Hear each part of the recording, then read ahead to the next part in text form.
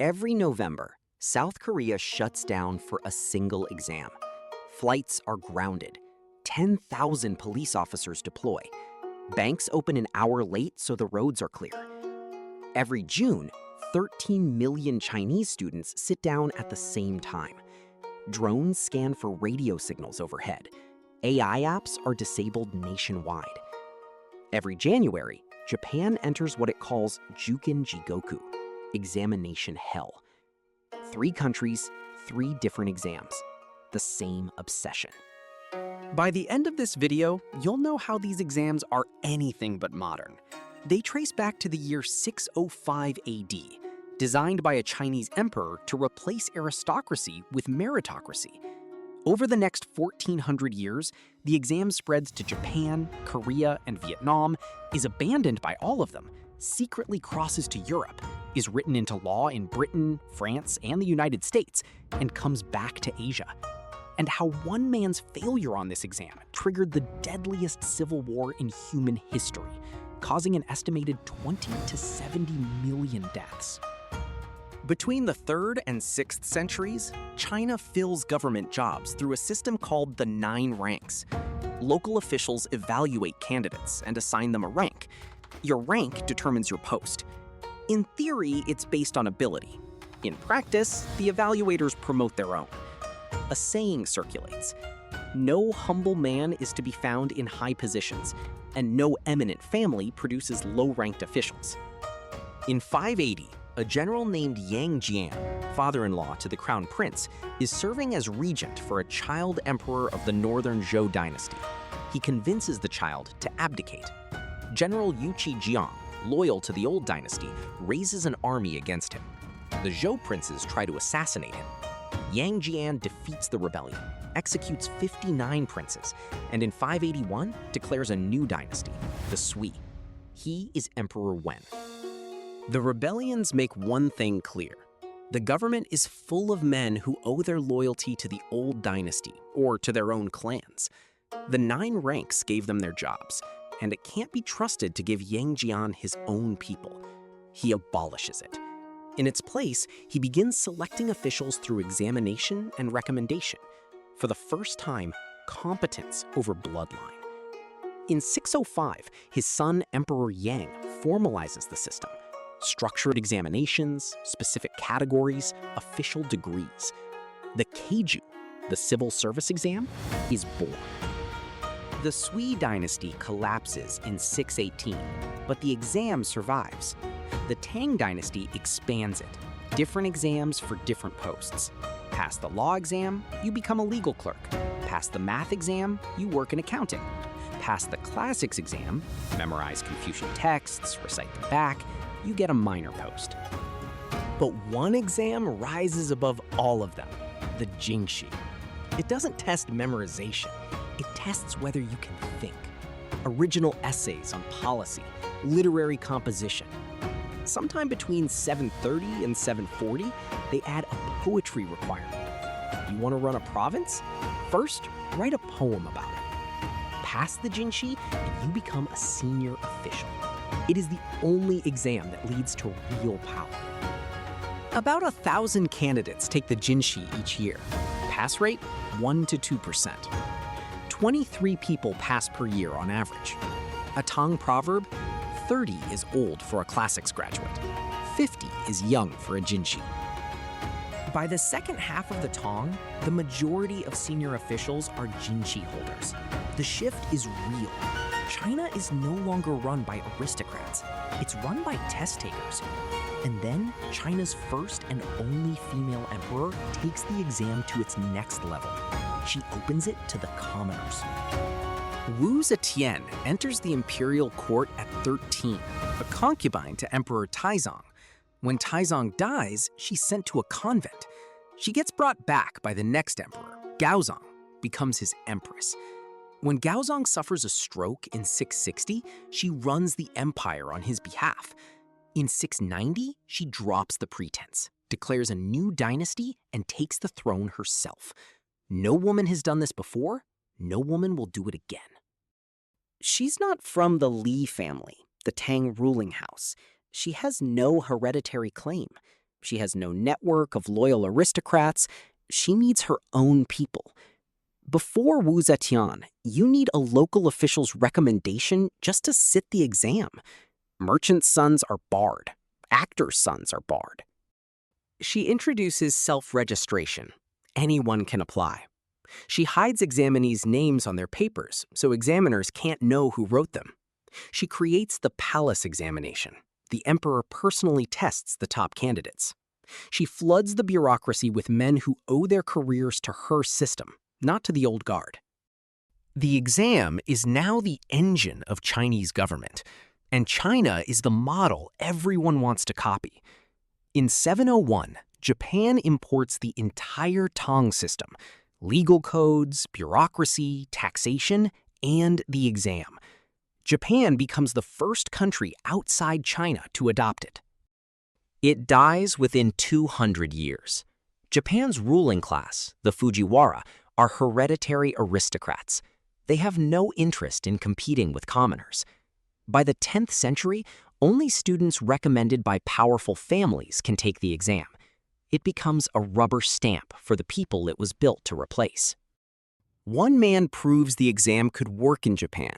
Sugawara no Michizane passes the exam in 870, rises to Minister of the Right, second most powerful post in the country. The Fujiwara see him as a threat and have him exiled. He dies in exile in 903. After his death, fires and floods strike the capital. The court believes it's his vengeful spirit. To appease him, they reinstate his titles and enshrine him as Tenjin, the god of learning. The man who proved the system works was destroyed for it. The people who destroyed him made him a god. The exam dies in Japan, replaced by hereditary samurai rule. It won't come back for 1,000 years. And when it does, it won't come from China.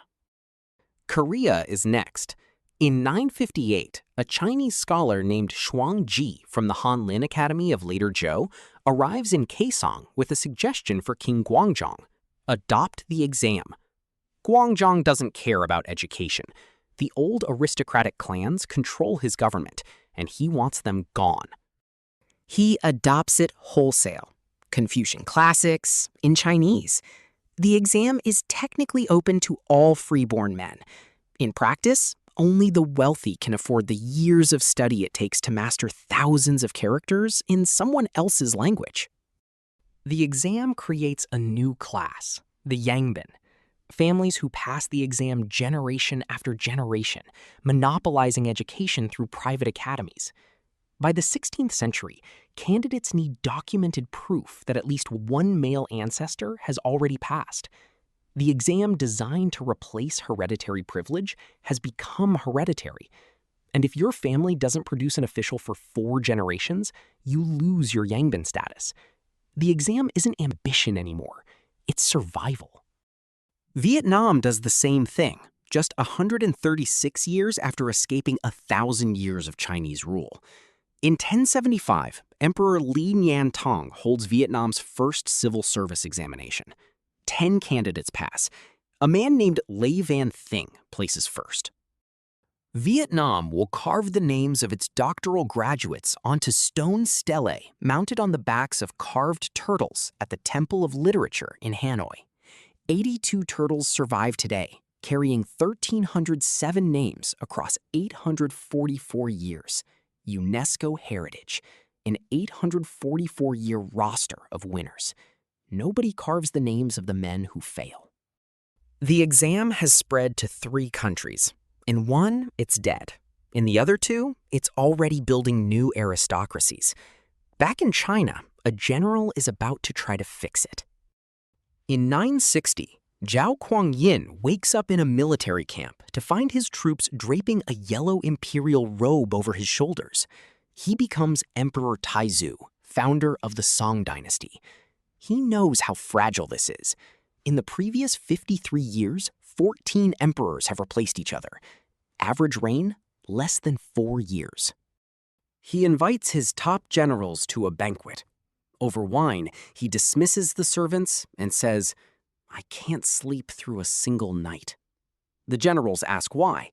He says, What if your own subordinates drape the yellow robe on you the way they did to me, even if you wished to refuse? Could you? He offers them a deal: land, wealth, retirement, in exchange for their military commands. They accept. Taizu replaces military rule with civil governance, and his weapon is the exam. Under the Tang, less than 10% of officials came through the exam. Taizu makes it the only path. He bans court officials from recommending candidates, bans graduates from treating examiners as patrons, establishes the palace examination. The emperor personally verifies the final rankings. His successors go further. Papers are recopied by clerks to disguise the candidate's handwriting. True double-blind grading, the purest meritocracy on earth. In 1088, 70,000 examinees register. By the mid-12th century, 100,000 per year. By the mid-13th century, 400,000. All adult Chinese men are eligible. The exam is at its peak. 400,000 men are walking into this. The examination hall is rows and rows of mud brick cells. One compound has 8,500 cells, each one barely the height of a man. You arrive carrying everything: water pitcher, chamber pot, bedding, food, candles, inkstone, ink, brushes. You are strip searched, scolded by clerks, shouted at by soldiers. A contemporary observer writes, "When a candidate enters the compound, panting under his heavy luggage, he is just like a beggar. When undergoing the body search, he is just like a prisoner. When he enters his cell and stretches his neck to peer out, he is just like the larva of a bee." The door is sealed, 3 days and 2 nights. If a candidate dies inside, the door is not opened. Officials wrap the body in a straw mat and throw it over the compound wall. The exam continues. The exam creates an arms race, a 342-page miniature cheat book, the 5 classics with commentaries, characters the size of rice grains, texts sewn into shoe soles, written on undergarments with rat hair brushes, hidden in hollowed-out steamed buns, rolled in oil paper and inserted into body cavities. The response: mandatory pre-exam bathing, body cavity searches, examiners quarantined for months, punishment, public kang, lifetime ban, exile, execution. There is no limit on attempts. In 1775, the list of successful candidates includes a man in his 90s, 20 men in their 80s. They have been taking this exam their entire lives. Some never pass. Some never stop trying. The exam is producing scholars. It is also producing something else: men who fail. Thousands of them, every year, for centuries. Educated enough to know what they've lost. Too proud for commerce. Too old to start over. A permanent class of the almost made it. The exam doesn't have a plan for them. One of them will declare himself the brother of Jesus Christ. In 1279, the Mongols conquer Song China. Kublai Khan is a foreign ruler. He has no interest in handing power to Chinese scholars through their own system. He suspends the exam and appoints Mongols and non-Chinese he trusts instead. 80 years without an examination, the longest gap in the system's history. But the exam has been running for 700 years. It has produced generations of Confucian scholars, and they don't disappear when the exam does. They're still in every province, still teaching, still passing their knowledge on, including to the children of their conquerors. Kublai's great-grandson, Buyantu Khan, has been raised by one of these scholars, a Confucian tutor named Li Meng, since his teens. In 1315, he restores the exam. But it's rigged. 4 ethnic quotas: Mongols, Central Asians, Northern Chinese, Southern Chinese, 75 spots each. Han Chinese are the vast majority of the population and get half the places. In 1368, the Ming dynasty overthrows the Mongols, restores Han Chinese rule, and makes the exam the only path to government office. But the Ming also introduces the eight-legged essay, a rigid format that will define exams for 500 years.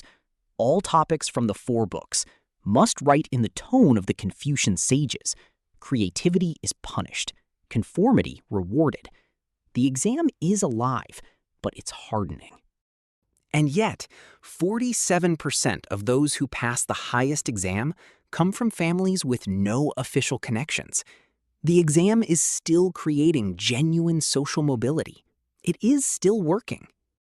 In 1583, an Italian Jesuit priest named Matteo Ricci arrives in China. He watches thousands of scholars converge on Beijing every spring for the examination. He starts writing everything down. This will matter later. In Guangdong, a Hakka village pools its money to send its brightest boy to Guangzhou. His name is Hong Shu Quan. He's 13. He sits the Sheng Yuan exam, the lowest rung, not the Jinshi, not the provincial exam, the entry gate. He fails. He goes home, becomes a village school teacher, studies for years. At 22, he tries again, fails. On his way out of the examination hall, a stranger hands him a set of Christian pamphlets. He puts them aside without reading them. Third attempt, 1837, fails. This time, something breaks. He collapses. For days, he's delirious. Visions of a celestial father, an elder brother, a mission to rid the world of demons. His family thinks he's dying. He recovers, studies again. Fourth attempt, 1843, fails. After this final failure, he picks up the Christian pamphlets from 6 years ago. He reads them. And everything clicks. The celestial father from his visions, that's God. The elder brother, that's Jesus Christ. The mission to rid the world of demons, that was real. He hasn't been losing his mind. He's been chosen. His mission? Rid the world of demons. The demons are the Manchu Qing dynasty, the Confucian order, the system that rejected him. He starts smashing temples, destroying Confucian relics. He builds the God-worshipping society, recruiting from Hakka peasants, charcoal burners, the rural poor, the people the exam was never going to save. In 1851, he raises an army, declares himself the heavenly king of the heavenly kingdom of peace, the Taiping Rebellion.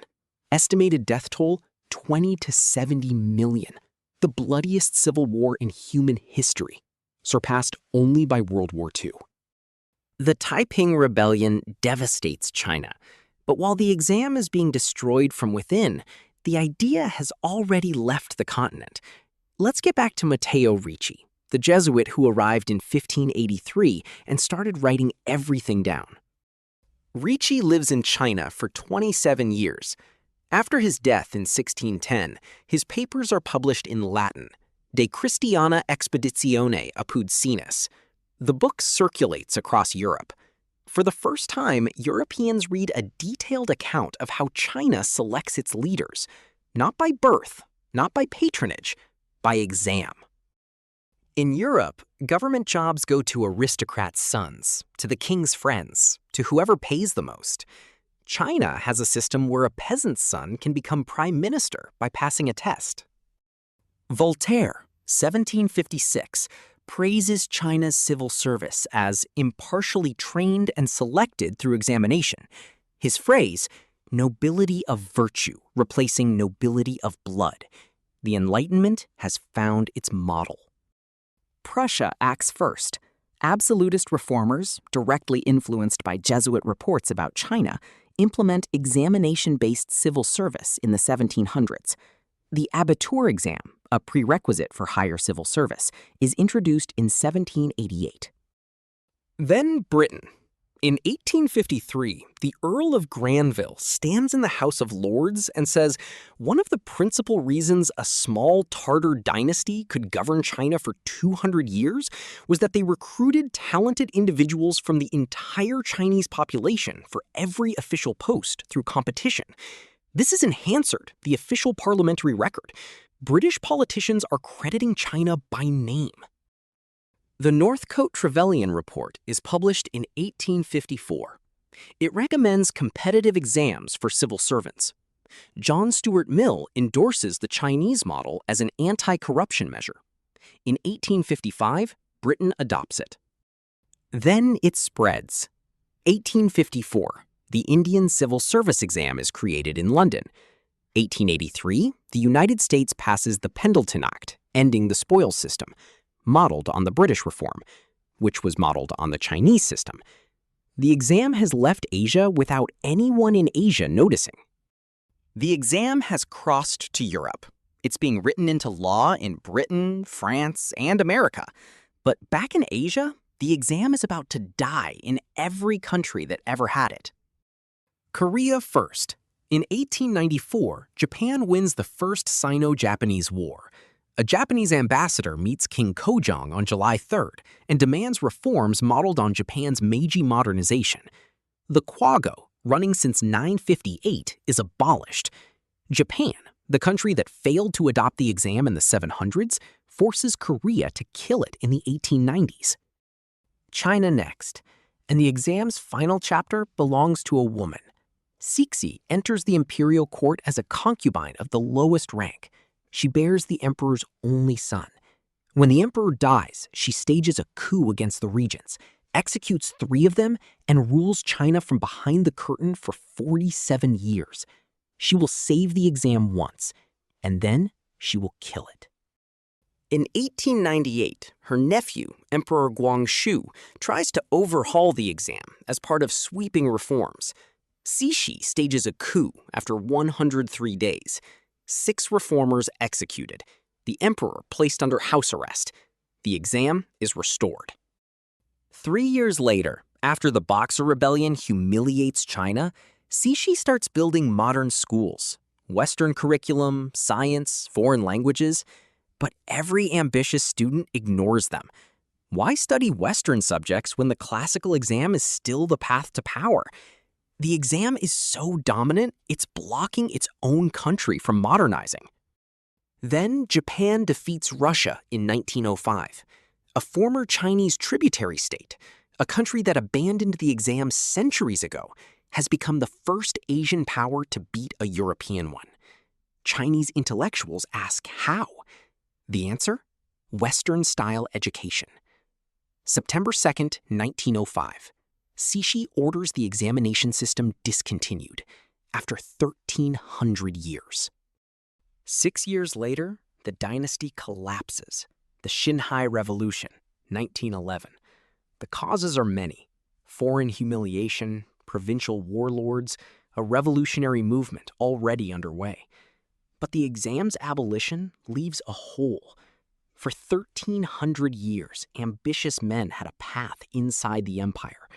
Millions of scholars were studying for it when it disappeared overnight. Now they have education, ambition, and no path. Some of them join the revolution. Vietnam dies last. The French have been running the colony with the exam intact. They don't have the infrastructure to replace it. By 1919, they do. Governor General Albert Sarraut abolishes the exam as part of France's civilizing mission. Dismantle Confucian education, replace it with French. The final exam is held in 1919. The Temple of Literature turtles stop receiving names. The exam is dead in every country that ever had it. Except it isn't. In 1887, before China even abolishes the exam, Japan builds a new civil service examination system. Ito Hirobumi, the architect of Japan's constitution, travels to Europe and chooses Prussia as his model, a monarchy with a strong central government, late to industrialize, just like Japan. Prussia's civil service, built on competitive examination, becomes Japan's blueprint. And Prussia modeled its system on Jesuit reports about China. The exam that Japan killed in the 800s comes back through Germany, China to Europe to Asia, wearing a different uniform. Korea next. After 35 years of Japanese occupation, Korea gains independence in 1945. By August 1949, the National Assembly passes the State Public Officials Act. In January 1950, Korea holds its first modern civil service exam. 625 applicants, 16 pass. Today, entire neighborhoods in Seoul are built around the exam. Candidates move into Goshiwon, rooms as small as 3.5 square meters, a desk, a bookshelf, a bed, shared toilets. They study 10 to 12 hours a day for 2, 3, 5 years. The pass rate for a grade 7 government job? Less than 1%. China's return is the strangest. In 1949, the communists win the Civil War. In 1952, they create the Gaokao, a national university entrance exam. The country needs talent to rebuild after decades of war. The mechanism they reach for? The exam. Then Mao kills it. The Cultural Revolution, 1966. The Gaokao is abolished. Universities close. 17 million students are sent to the countryside to learn from peasants. Admissions, when they resume, are based on political loyalty and class background. Merit is replaced by ideology. In 1977, Deng Xiaoping restores it. On December 10th, 5.7 million people sit the exam, 13 years worth of graduates, ages 16 to 40. Only 273,000 are admitted. The exam is back, just as it came back after the Mongols. In 2025, the Guokao, China's civil service exam, draws 3.4 million applicants for 39,000 jobs. One position receives over 10,000 applicants. India's UPSC, one of the hardest exams in the world, is the direct descendant of the exam created in London in 1854, the year of Northcote Trevelyan, the year Britain credited China. And in Britain itself, senior civil servants are still called mandarins. The word comes from the Chinese examination system.